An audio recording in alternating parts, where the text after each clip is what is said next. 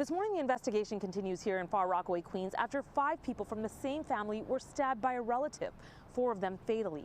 The only surviving victim, a 61-year-old woman, remains in the hospital in critical condition, and this morning sources tell us that she may be possibly the mother of the suspect.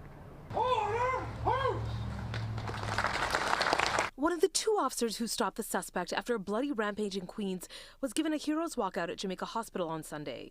The other is also expected to make a full recovery. This after 5 members of the same family were stabbed by a relative in Far Rockaway around 5 on Sunday morning. Police say that's when 2 veteran officers arrived at Beach 22nd Street after a frantic 911 call came in from a woman saying her cousin was killing members of her family. The officers arrived to see a man leaving, carrying luggage.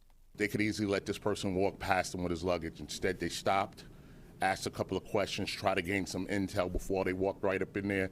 Unfortunately, they were met with the perpetrator in this incident, and he went right at him. Police say one officer was slashed in the neck with a kitchen knife, the other in the head.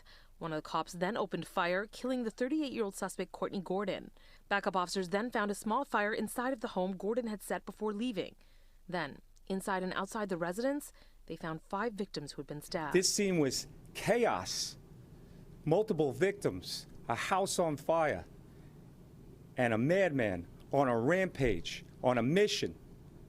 And thankful that these police officers showed up. Imagine what could have happened if these police officers weren't there. A 12-year-old boy, a 44-year-old woman, and a man in his 30s were all pronounced dead at the scene. An 11-year-old girl was taken to the hospital, where she later died. The 61-year-old woman, also stabbed, remains in the hospital in critical condition. It's happened between family, but whatever happened, it was really terrible, and especially for the little kids. Police tell us Gordon had been previously arrested for a domestic violence incident in the Bronx where he lived.